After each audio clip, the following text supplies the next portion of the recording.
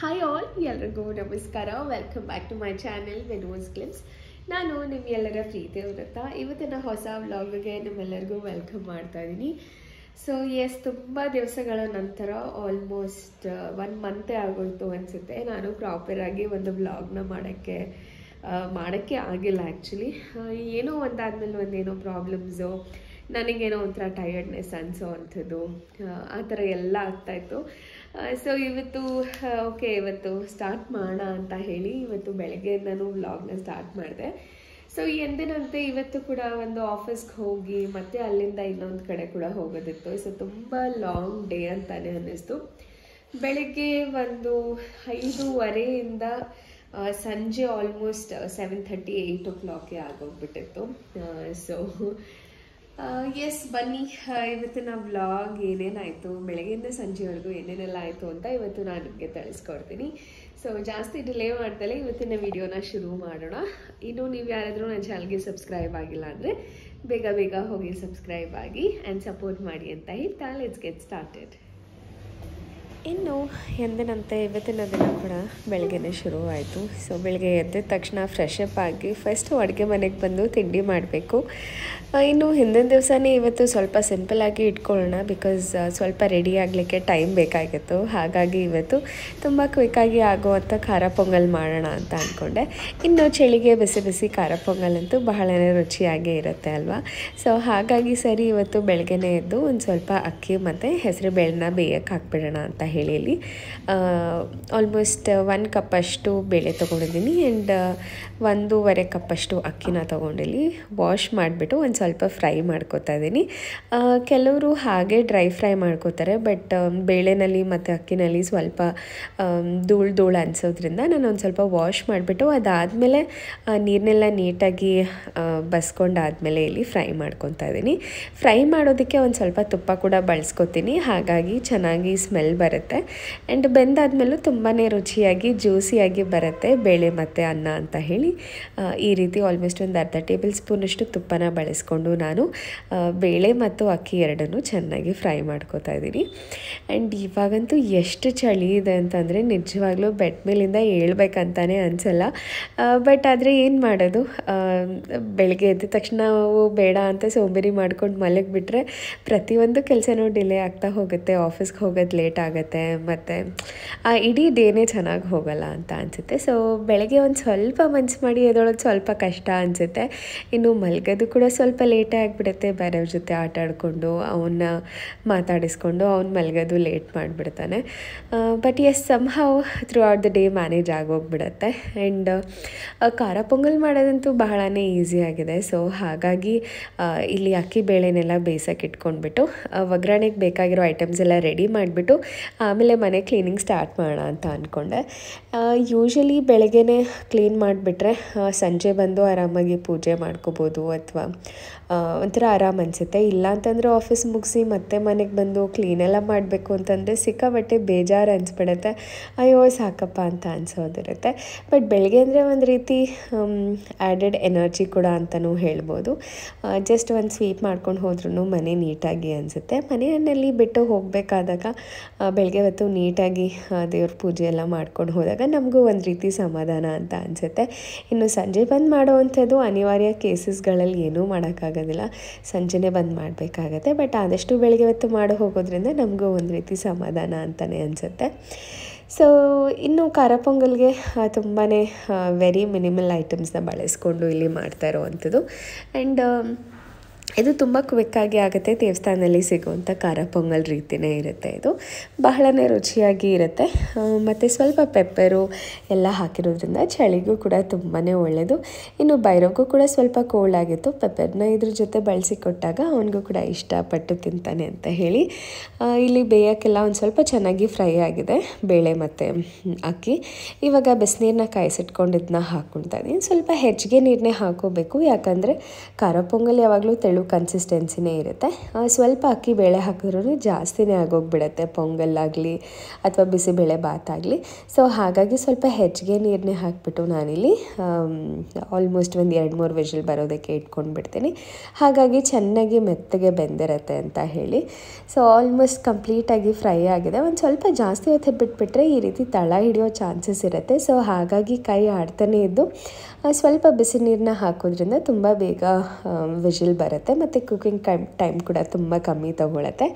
ಹಾಗಾಗಿ ಇವಾಗ ನಾನೇನು ಉಪ್ಪೇನು ಬಳಸ್ತಾ ಇಲ್ಲ, ಬಿಕಾಸ್ ಇವಾಗಲೇ ಉಪ್ಪು ಹಾಕಿಬಿಟ್ರೆ ಮತ್ತೆ ಕುದ್ದು ಇನ್ನೂ ಜಾಸ್ತಿ ಉಪ್ಪಾಗ್ಬಿಡತ್ತೆ ಅಂತ ಹೇಳಿ ಲಾಸ್ಟ್ ತನಕ ನಾನು ಹಾಗೆ ಎಲ್ಲ ಫ್ರೈ ಎಲ್ಲ ಆದಮೇಲೆ ನಾನು ಉಪ್ಪನ್ನ ಬಳಸ್ಕೊಳ್ಳೋ ಅಂಥದ್ದು.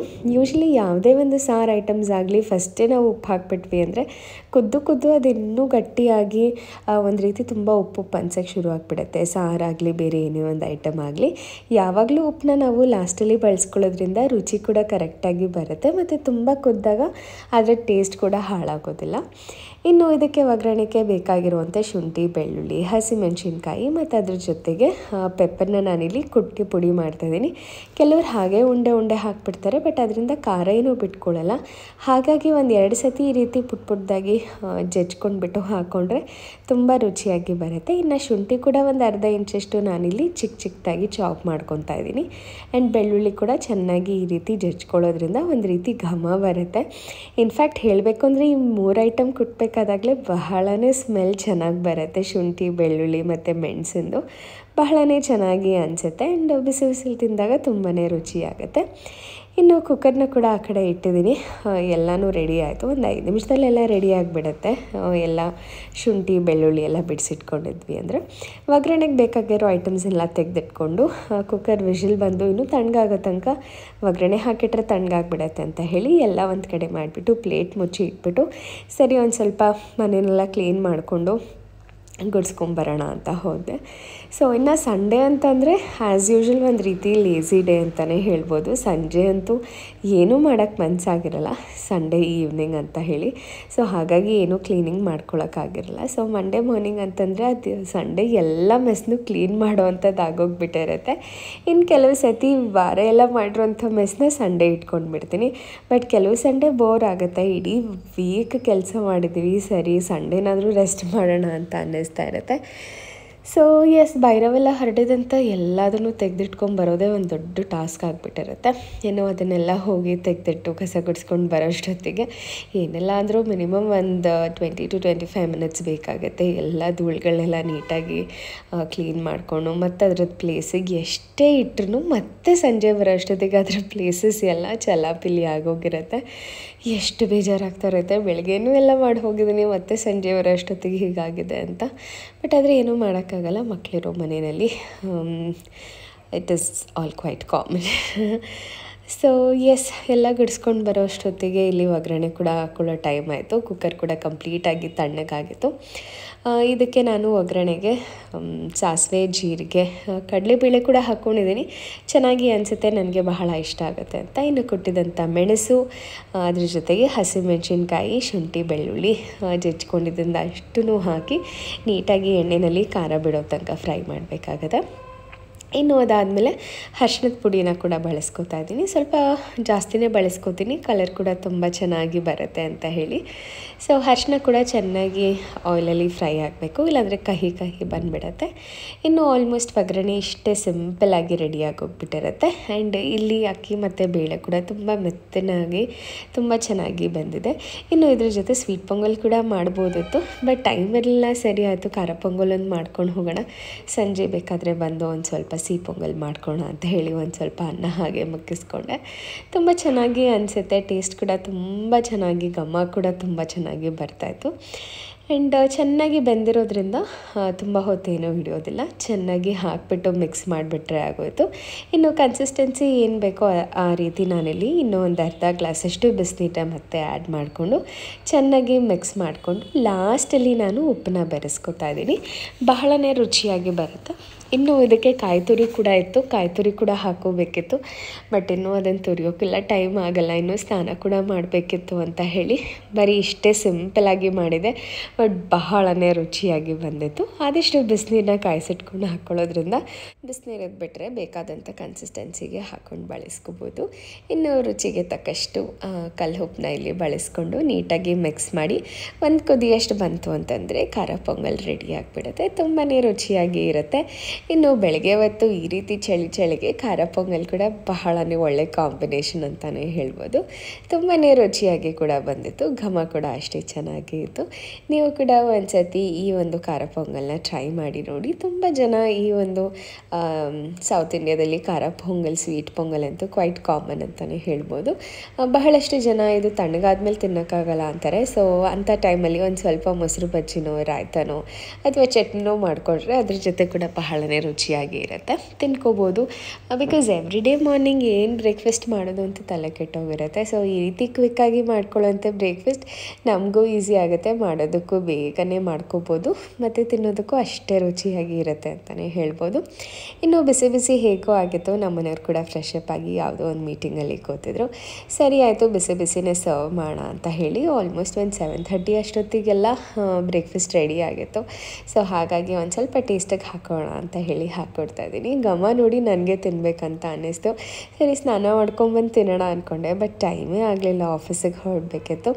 ಆ್ಯಂಡ್ ಇನ್ನು ಆಫೀಸಿಂದ ಹಾಗೆ ಇನ್ನೂ ಒಂದು TV ಶೋಗೆ ಹೋಗೋದಿತ್ತು. ಸೊ ಹಾಗಾಗಿ ಟೈಮೇ ಆಗಲಿಲ್ಲ ತಿನ್ನಲಿಕ್ಕೆ. ಸರಿ ಆಯಿತು, ಆಫೀಸಲ್ಲೇ ತಿನ್ಕೊಳ್ಳೋಣ ಅಂತ ಹೇಳಿ ಬಾಕ್ಸ್ ಪ್ಯಾಕ್ ಮಾಡಿಕೊಂಡು ಹೊರಟಿದ್ದಾಯಿತು. ಆ್ಯಂಡ್ ಇವತ್ತಿನ ನನ್ನ ಸ್ಯಾರಿ ಕಲರ್ ಇದಾಗಿತ್ತು with orange and black with ಬುಟ್ಟ ವರ್ಕ್ ಇರೋವಂಥ ಬ್ಲೌಸ್. ನನಗೆ ಸಿಕ್ಕಾಪಟ್ಟೆ ಇಷ್ಟ ಆಯಿತು. ಈ ಒಂದು ಬ್ಲೌಸ್ ತೊಗೊಂಡು ತುಂಬ ದಿವಸ ಆಗಿತ್ತು, ಬಟ್ ಹಾಕಿರಲಿಲ್ಲ. ಸೊ ಇವತ್ತು ಹಾಕ್ಕೊಂಡಿದ್ದು ಸಿಕ್ಕಾಪಟ್ಟೆ ಖುಷಿ ಅನ್ನಿಸ್ತು ಆ್ಯಂಡ್ ಚೆನ್ನಾಗಿ ಕೂಡ ಅನ್ನಿಸ್ತಾ ಇತ್ತು. ಆ್ಯಂಡ್ ನನ್ನ ಮುದ್ದು ಕಂದ ಇನ್ನೂ ಮಲಗಿದ್ದ ಆ್ಯಂಡ್ ಕೋಲ್ಡ್ ಕೂಡ ಆಗಿದೆ ಅವನಿಗೆ. ಹಾಗಾಗಿ ತುಂಬ ಹೊತ್ತು ಅಮ್ಮ ಅಂತ ಮಧ್ಯರಾತ್ರಿ ಎಲ್ಲ ಎದ್ದೆದ್ದು ಮಲಗಿದ್ನಲ್ಲ. ಸೊ ಹಾಗಾಗಿ ನಾನು ಹೋಗಬೇಕಾದಾಗ ಎದ್ದಿರಲಿಲ್ಲ. ಸೊ ಆರಾಮಾಗಿ ಮಲ್ಕೊಂಡು ರೆಸ್ಟ್ ಮಾಡ್ತಿದ್ದ. ಮುದ್ದು ಕಂದಾಗೆ ಒಂದು ಮುದ್ದು ಕೊಟ್ಟು ಓಕೆ ಆಫೀಸ್ಗೆ ಹೋಗಿ ಬರ್ತೀನಿ ಅಂದಾಗ ಅಮ್ಮ ಅಂತ ಹೇಳಿ ಕಳಿಸ್ಕೊಡುವಂತಿದೆ. ಬಹಳನೇ ಚೆಂದ ಅನಿಸುತ್ತೆ. ಸೊ ಎಸ್, ಮುದ್ದು ಕಂದಾಗೆ ಬಾಯ್ ಹೇಳಿ ಹ್ಯಾವ್ ಎ ನೈಸ್ ಡೇ ಅಂತ ಹೇಳಿ ಒಂದು ಮುದ್ದ ಕೊಟ್ಟು ಹೋದ್ರೇ ಒಂದು ಆರಾಮ್ ಅಂತ ಅನಿಸುತ್ತೆ. ಇನ್ನು ಆಫೀಸೆಲ್ಲ ಮುಗಿಸ್ಕೊಂಡು ಒಂದು TV ಶೋ, ಐ ಥಿಂಕ್ ಇದೆಲ್ಲ ಸಂಕಲ್ಪ ನಿಮಗೆ ಪ್ರೋಗ್ರಾಮ್ ನಿಮಗೂ ಗೊತ್ತಿರುತ್ತೆ ಅನಿಸುತ್ತೆ. ಬಹಳಷ್ಟು ಜನ ಸುವರ್ಣ ಚಾನಲ್ ನೋಡೋವಂಥವ್ರು ಈ ಒಂದು ಪ್ರೋಗ್ರಾಮ್ನ ಕೂಡ ನೋಡಿರ್ತಾರೆ. ಬೆಳಗಿನ ಜಾವ 7:30ಗೆಲ್ಲ ಈ ಒಂದು ಪ್ರೋಗ್ರಾಮ್ ಬರುತ್ತೆ. ಸೊ ಇಲ್ಲೂ ಕೂಡ ಈ ಒಂದು ಪೂಜೆಗೆ ನಾವು ಕೂಡ ಭಾಗಿಯಾಗಿದ್ವಿ. ಆ್ಯಂಡ್ ಇದು ಯಾವಾಗ ಟೆಲಿಕಾಸ್ಟ್ ಆಗುತ್ತೆ ಅನ್ನೋದನ್ನ ನಾನು ನನ್ನ ಅಪ್ಕಮಿಂಗ್ ವೀಡಿಯೋಸಲ್ಲಿ ಹೇಳ್ತೀನಿ. ಪ್ರಾಬಬ್ಲಿ October 9th ಮತ್ತು 13th 2 ದಿವಸ ಟೆಲಿಕಾಸ್ಟ್ ಆಗುತ್ತೆ ಅಂತ ಅನಿಸುತ್ತೆ. ಬಟ್ ಅದ್ರದ್ದು ಅಪ್ಡೇಟ್ಸ್ ನಾನು ನಿಮಗೆ ಕೊಡ್ತಾ ಹೋಗ್ತೀನಿ. ನಾನು, ನನ್ನ ಫ್ರೆಂಡ್, ನನ್ನ ಕೊಲೀಗ್ ಆ್ಯಂಡ್ ಎಸ್ ಇಬ್ಬರು ಎಂಜಾಯ್ ಮಾಡಿದ್ವಿ ಅಂತಲೇ ಹೇಳ್ಬೋದು. ಸೊ ಇದಾಗಿತ್ತು ಇವತ್ತಿನ ವ್ಲಾಗ್. ಐ ಹೋಪ್ ಇವತ್ತಿನ ವ್ಲಾಗ್ ನಿಮ್ಗೆಲ್ಲರಿಗೂ ಇಷ್ಟ ಆಗಿದೆ ಅಂತ ಅನ್ಕೋತೀನಿ. ತುಂಬಾ ಚೆನ್ನಾಗಿತ್ತು, ಲಾಂಗ್ ಡೇ ಇತ್ತು, ಬಟ್ ಹ್ಯಾಪಿ. ಇವತ್ತಿನ ದಿವಸ ಅಂತೂ ಬಹಳನೇ ಚೆನ್ನಾಗೇ ಹೋಯಿತು. ಸಿಕ್ಕಾಪಟ್ಟೆ ಖುಷಿ ಆಯಿತು ನನಗಂತೂ. ಏನೋ ಒಂದು ರೀತಿ ಡಿಫ್ರೆಂಟ್ ರೊಟೀನಿಂದ ಹೊರಗಡೆ ಹೋದಂಗೆ ಅನ್ನಿಸ್ತಾ ಇತ್ತು. ಆ್ಯಂಡ್ ಆ ಸೆಟ್ಟೆಲ್ಲ ನೋಡಿ ಮತ್ತು ಆ ಪೂಜೆಗಳಲ್ಲಿ ನಾವು ಭಾಗಿಯಾಗುವಂಥದ್ದು ಒಂಥರ ಡಿಫ್ರೆಂಟ್ ಎಕ್ಸ್ಪೀರಿಯನ್ಸ್ ಅಂತಲೇ ಹೇಳ್ಬೋದು. ಖುಷಿ ಆಯಿತು. ಮತ್ತು ಅಲ್ಲಿಂದ ಬರೋಷ್ಟೊತ್ತಿಗೆ ಫುಲ್ ಸುಸ್ತಾಗಿಬಿಟ್ಟಿತ್ತು. ಬಂದು ಸ್ವಲ್ಪ ಫ್ರೆಶ್ ಅಪ್ ಆಗಿ ಊಟ ಮಾಡಿ, ಭೈರವ್ ಕೂಡ ಊಟ ಮಾಡಿಸಿದ್ದಾಗಿದೆ, ಮಲಗಬೇಕು. So it's time to sleep. I hope ಇವತ್ತಿನ ವ್ಲಾಗ್ ನಿಮ್ಮೆಲ್ಲರಿಗೂ ಇಷ್ಟ ಆಗಿದೆ ಅಂತ ಅನ್ಕೋತೀನಿ. ಸೊ ಇಷ್ಟ ಆಗಿದೆ ಡೆಫಿನೆಟ್ಲಿ ಲೈಕ್ ಮಾಡಿ, ಶೇರ್ ಮಾಡಿ, ಹಾಗೂ ನನ್ನ ಚಾನಲ್ಗೆ ಸಬ್ಸ್ಕ್ರೈಬ್ ಆಗಿ ಸಪೋರ್ಟ್ ಮಾಡಿ ಅಂತ ಹೇಳ್ತಾ ಮತ್ತೆ ಸಿಗ್ತೀನಿ ನಾಳೆಯ ವಿಡಿಯೋದೊಂದಿಗೆ. ಅಲ್ಲಿವರೆಗೂ ನಮಸ್ಕಾರ, take care, love you all and bye.